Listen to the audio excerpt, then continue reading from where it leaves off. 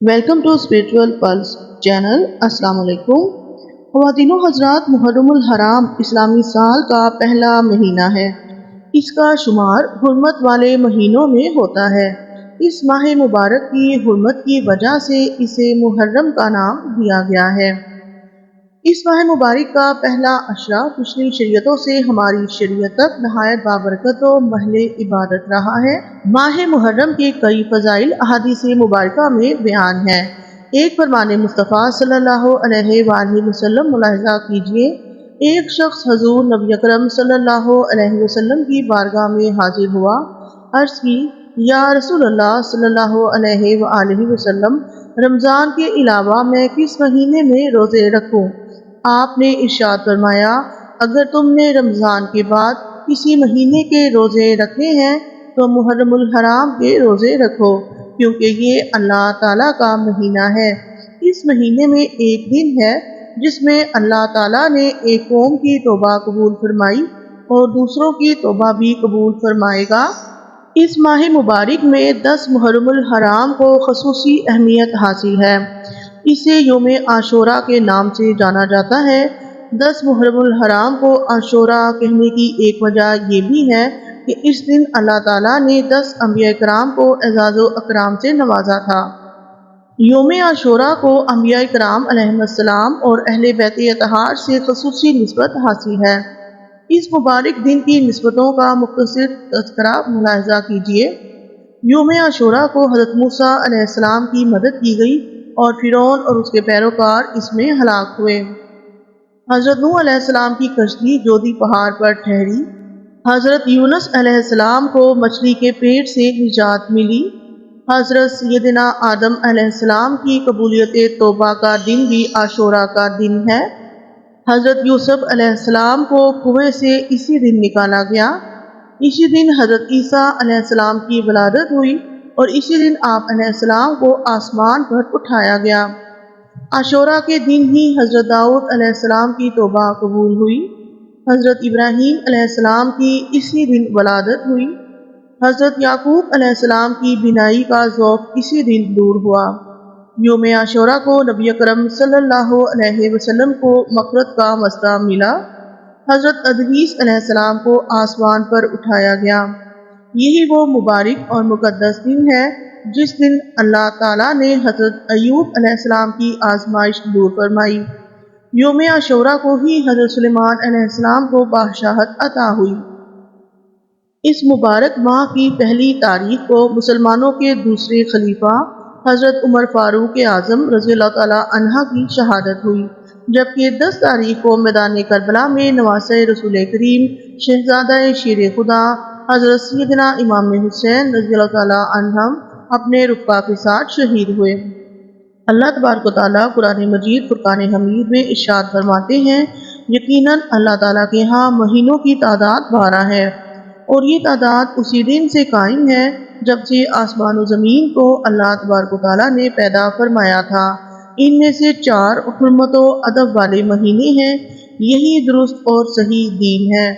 تم ان مہینوں میں اپنی جانوں پر ظلم و ستم نہ کرو، اور تم تمام مشرکوں سے جہاد کرو کہ وہ تم سب سے لڑتے ہیں، اور معلوم رہے کہ اللہ تعالیٰ متقیوں کے ساتھ ہے۔ نبی اکرم صلی اللہ علیہ وآلہ وسلم سے کسی نے سوال کیا کہ یا رسول اللہ صلی اللہ علیہ وسلم، فرض نماز کے بعد کون سی نماز افضل ہے، اور رمضان کے فرض روزے کے بعد کس مہینے کے روزے افضل ہیں؟ نبی آخر الزماں سیدنا حضرت محمد مصطفیٰ صلی اللہ علیہ وسلم نے ارشاد فرمایا کہ فرض نماز کے بعد سب سے افضل نماز نماز تہجد ہے، اور رمضان کے بعد افضل روزے محرم الحرام کے ہیں۔ حضرت علی رضی اللہ تعالیٰ عنہ سے روایت ہے کہ میں حضور اکرم صلی اللہ علیہ وسلم کے پاس بیٹھا ہوا تھا۔ ایک صاحب نے آ کر پوچھا، یا رسول اللہ صلی اللہ علیہ وسلم، رمضان کے مہینے کے بعد کس مہینے کے روزے رکھنے کا آپ مجھے حکم دیتے ہیں؟ تو نبی آخر الزماں حضرت محمد مصطفیٰ صلی اللہ علیہ وسلم نے فرمایا، اگر رمضان کے مہینے کے بعد تمہیں روزہ رکھنا ہو تو محرم کا روزہ رکھو، اس لیے کہ یہ مہینہ اللہ کا مہینہ ہے، اس میں ایک دن ہے جس میں اللہ تعالیٰ نے ایک قوم کی توبہ قبول فرمائی اور دوسرے لوگوں کی توبہ بھی قبول فرمائے گا۔ یہ ترمذی کی حدیث ہے۔ جس قوم کی توبہ قبول ہوئی وہ قوم بنی اسرائیل ہے۔ حضرت عائشہ رضی اللہ تعالیٰ عنہ بیان فرماتی ہیں کہ اسی روز یعنی 10 محرم الحرام کو اہل مکہ خانہ کعبہ پر غلاف چڑھایا کرتے تھے۔ یہ بخاری و مسلم کی حدیث ہے۔ تینوں حضرات عاشوراء محرم الحرام کی 10ویں تاریخ کا نام ہے اور محرم الحرام کے پورے مہینے میں جو تخصیص آئی ہے وہ اس دن اور تاریخ کی وجہ سے ہے، اور اسے مقدس جانتے ہوئے گزشتہ آسمانی مذاہب سے تعلق رکھنے والی قومیں بطور شکرانہ اس کا روزہ رکھتی رہی ہیں۔ رمضان المبارک کے روزوں کی فرضیت سے پہلے شریعت اسلامیہ میں بھی بطور فرض عاشوراء کا روزہ رکھا جاتا رہا ہے۔ رمضان المبارک کے روزوں کی فرضیت کے بعد عاشوراء کے روزے کی فرضیت تو منسوخ ہو گئی، لیکن عاشوراء کے دن کا تقدس اسی طرح برقرار ہے۔ چنانچہ فرما دیا گیا کہ اب جس کا دل چاہے اس دن کا روزہ رکھے اور جس کا دل چاہے اسے ترک کر دے۔ مدینہ منورہ میں ہجرت کے بعد نبی اکرم صلی اللہ علیہ وسلم کے سامنے یہ بات لائی گئی کہ مدینہ منورہ کے یہودی عاشوراء محرم کا روزہ رکھا کرتے تھے۔ جب ان یہودیوں سے اس روزے کے بارے میں پوچھا گیا تو انہوں نے یہ بات بتائی کہ ہمیں فرعون سے نجات اسی دن حاصل ہوئی تھی۔ اللہ تعالیٰ کی دی ہوئی اس نعمت کے شکرانے کے طور پر ہم اس دن کا روزہ رکھا کرتے ہیں۔ دین اسلام چونکہ ایک مستقل مذہب ہے اور اس دین نے اپنے سے پہلے کے الہامی مذاہب کی چند باتوں کو بھی اپنے اندر سموتے ہوئے ان مذاہب کو منسوخ کر دیا ہے، ان کے ماننے والوں کی مخالفت کا حکم دیا ہے تاکہ ان مذاہب سے یہ مذہب ممیز و ممتاز ہو جائے۔ لہٰذا حضور اکرم صلی اللہ علیہ وسلم نے یہ بات ارشاد فرمائی کہ آئندہ سال 10 محرم الحرام کے روزے کے ساتھ میں 9 محرم الحرام کا روزہ بھی اگر اس دنیا میں رہا تو ضرور رکھوں گا۔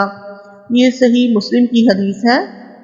لہٰذا اس ارشاد مبارک کی روشنی میں فقہاء کرام یہ مسئلہ بتاتے ہیں کہ صرف 10 محرم الحرام کا روزہ نہ رکھا جائے بلکہ اس کے ساتھ ایک اور روزہ بھی ملا لیا جائے، یعنی محرم الحرام کی 9 اور 10 تاریخ کا روزہ رکھیے یا 10 اور 11 تاریخ کا روزہ رکھیے۔ نبی اکرم صلی اللہ علیہ وسلم نے اس روزے کے حوالے سے ارشاد فرمایا، جو شخص عاشوراء کا روزہ رکھے مجھے اللہ تعالیٰ کی ذات سے امید واثق ہے کہ اس کے پچھلے 1 سال کے گناہ معاف کر دیے جائیں گے۔ یہ صحیح مسلم کی حدیث ہے۔ خواتین و حضرات، فقہاء کرام نے گناہوں کی معافی کے حوالے سے یہ وضاحت فرمائی ہے کہ ان سے مراد اللہ تعالیٰ کی چھوٹی چھوٹی نافرمانیاں ہیں۔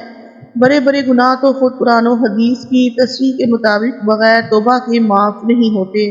جہاں تک اللہ کے بندوں کے حقوق غصب کرنے کا تعلق ہے وہ صاحب حق کے معاف کیے بغیر معاف نہیں ہوتے۔ بعض روایات میں اس دن کے حوالے سے یہ بات ملتی ہے کہ اگر کوئی شخص اپنے اہل خانہ پر عام دنوں کے مقابلے میں بہتر کھانے اپنی استطاعت کے مطابق کا انتظام کرے تو اللہ تعالیٰ پورا 1 سال اس کے رزق میں برکت عطا فرمائے گا۔ یہ مشکوٰۃ شریف کی حدیث ہے۔ تاریخ اسلام کا ایک بہت بڑا واقعہ 10 محرم الحرام کو پیش آیا تھا۔ 10 محرم الحرام کو نواسۂ رسول حضرت حسین ابن علی کی شہادت ہوئی۔ یہ ایک ایسا سانحہ ہے کہ رہتی دنیا تک اس کی کسک، اس کی ٹھیسیں ہر مومن کے دل میں ہر اس موقع پر اٹھتی رہیں گی جب جب یہ واقعہ ان کے ذہن میں تازہ ہوتا رہے گا۔ تاریخی روایات کے مطابق سیدنا حسین بن علی 4 ہجری میں شعبان کی 5 تاریخ کو پیدا ہوئے۔ رسول اللہ صلی اللہ علیہ وسلم نے شہد چٹایا، ان کے منہ کو اپنی بابرکت زبان سے تر فرمایا، دعائیں دیں اور حسین نام رکھا۔ خواتین و حضرات، عاشوراء کے دن کی 12 نیکیاں ہیں۔ عاشوراء کے دن 12 چیزوں کو علماء نے مستحب قرار دیا ہے۔ نمبر 1 روزہ رکھنا، نمبر 2 صدقہ کرنا، نمبر 3 نفل نماز پڑھنا، نمبر 4 1000 مرتبہ قل ھو اللہ احد پڑھنا، نمبر 5 علماء کی زیارت کرنا، نمبر 6 یتیم کے سر پر ہاتھ پھیرنا، نمبر 7 اپنے اہل و عیال کے رزق میں وسعت کرنا، نمبر 8 غسل کرنا، نمبر 9 سرما لگانا، نمبر 10 ناخن تراشنا، نمبر 11 مریضوں کی بیمار پرسی کرنا، نمبر 12 دشمنوں سے ملاپ یعنی صلح صفائی کرنا۔ ان دنوں میں اپنے عزیز و اقارب سے، اپنے رشتہ داروں سے، بالخصوص بیوی بچوں سے، اپنے گھر میں جو افراد ہیں ان کے ساتھ بہت اچھا سلوک کیجیے، ان پہ خوب اچھے سے خرچ کیجیے اور محبت سے پیش آئیے۔ اور شب عاشوراء کا ایک خاص عمل ہے، آپ نے 4 رکعت نفل نماز ادا کرنی ہے۔ ہر رکعت میں آپ نے سورہ فاتحہ کے بعد آیت الکرسی ایک بار پڑھنی ہے اور سورہ اخلاص آپ نے 3 بار پڑھنی ہے، اور پھر سلام پھیرنے کے بعد 100 مرتبہ سورہ اخلاص پڑھنی ہے، یعنی قل هو اللہ احد پوری سورت پڑھیے گا۔ اس کی برکت سے گناہوں سے آپ پاک ہو جائیں گے اور انشاءاللہ بہشت میں بے انتہا نعمتیں ملیں گی۔ یہ جنتی زیور میں تحریر ہے۔ اللہ تبارک و تعالی ہم سب کے لیے اس نئے سال کو بہت بابرکت اور بہت زیادہ خیر و عافیت کا باعث بنائے، ملک پاکستان پر بھی رحم فرمائے، قوم پر بھی رحم فرمائے، ہماری پہ اور امت مسلمہ پر بھی خاص رحمتوں اور برکتوں کا نزول فرمائے، اور جہاں جہاں مسلمان پریشان ہیں، برے حال میں ہیں، اللہ تعالیٰ سب کو امن و خیر و عافیت عطا فرمائے، سب کو ذہنی سکون اور سچی خوشی نصیب فرمائے، سب کے گھروں کے چولہے جلتے رہیں۔ جو اتنی زیادہ پریشانیاں اور اتنی زیادہ مہنگائی کا سیلاب آ رہا ہے، اللہ تعالیٰ ہم پر اپنا خاص فضل فرمائے، پاکستان میں بھی امن و امان ہو، انصاف کا بول بالا ہو، اور ہر گھر میں خوشحالی ہو اور سکون ہو۔ آمین ثم آمین۔ اپنی دعاؤں میں یاد رکھیے گا، اور انشاءاللہ اب نیکسٹ ویڈیو میں ملیں گے۔ اللہ حافظ۔